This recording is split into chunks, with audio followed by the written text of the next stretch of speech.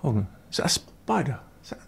Oh! So, you've always wanted to take your iPhone video game to the next level, but you keep getting bombarded with these so-called experts telling you that you need cages, lenses, and tripods, and ND filters.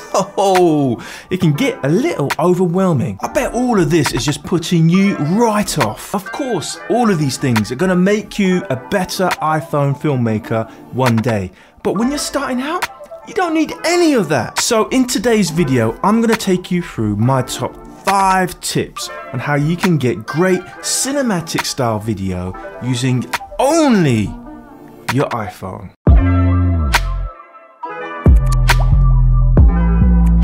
What is going on? It's Anil. Now today we're going to be talking about 5 tips, 5 essential tips that I think you need to know if you're just starting out filming videos with your iPhone and you want to go to the next level and make it more cinematic. So guys, let's jump right into the video and go straight in to tip number 1. Learn how to tell stories. Now I put this as tip number 1 because to me, this is the most important tip out of all of them. I say this because before you even pick up your phone and take any footage, you need to master the art of storytelling. I'm not talking about Hollywood productions, writing pages of scripts. No.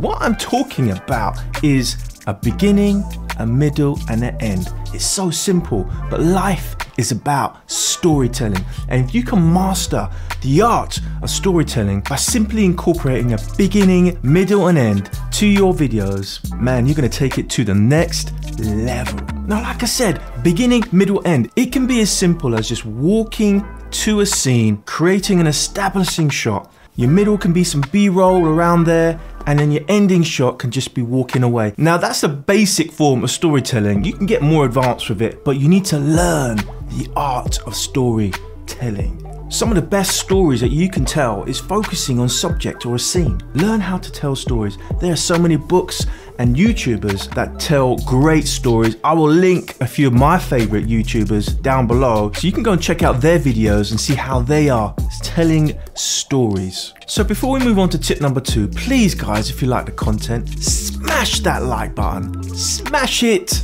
Right, tip number 2, and tip number 2 is about mastering the iPhone standard camera app. You probably have people talking about pro apps like Filmic Pro, ProTake. Now those apps are awesome. They give you full control over all the settings, but when you are starting out, they mean nothing to you. Nothing. You need to learn how to use those. So when you're starting out, you just need to get used to taking great videos. You've got to make it fun and you've got to unlock your creativity. So using the standard camera app is all you need. And the iPhone standard camera app can give you great footage if you can just master a few small settings. The first setting is just make sure that you pick the correct format. Choose the correct format for your video. So I will always choose 4K at 60 frames per second. Now I choose 60 frames per second because I want to slow that footage down in post. Now the biggest tip, and this is one I use in a lot of my videos, is to make sure that you lock your focus and exposure. This is going to make a massive bit of difference when you're filming. All you need to do is just tap on the focal point on the screen, then tap again and hold until you see the lock message. You're ready to go. There is nothing worse than having exposure changes as you're panning and moving your phone around. If you tap, hold, and lock your exposure and your focus, you're going to get professional looking footage. Right, tip number 3, shoot in slow motion. Now I did touch on this on the last tip, but shooting in slow motion or high frame rates will allow you to slow down your footage and create that cinematic look. So you can either make sure your camera is set up at 60 frames per second, or when you load up the camera app, you can swipe to slow motion mode and film all of your footage in slow motion mode. Now generally slow motion mode will shoot at 120 frames per second, so you need to be careful and make sure that you have very good light when you're shooting at that higher frame rate. I tend to use 60 frames per second because it's just about enough for me to slow it down, make it look cinematic, and not worry about anything else. So tip number 4, it's all about movement. All about learning some of the basic cinematic moves that's gonna take your footage to the next level. Now for this, you don't need to have expensive cages or gimbals. You can do all of this handheld. You can perform techniques like jib shots, slide shots, dolly in, dolly out shots. You can do all of this handheld with just your iPhone, man. If you haven't already checked out my video around handheld cinematic moves, I will link it up here for you guys so you can go and check out that video and learn some moves. Cinematic moves.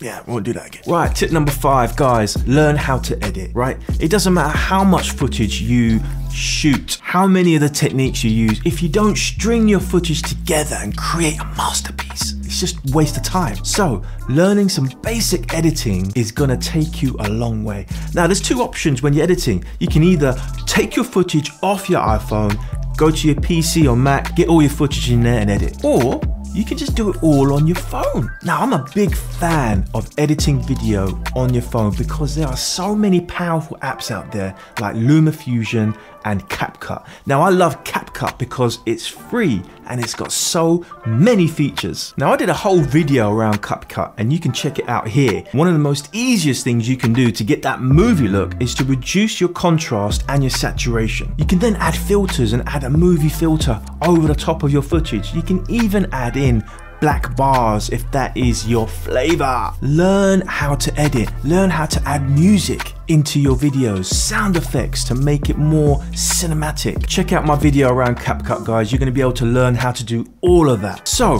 that's the 5 tips, but I've got some bonus tips for you guys.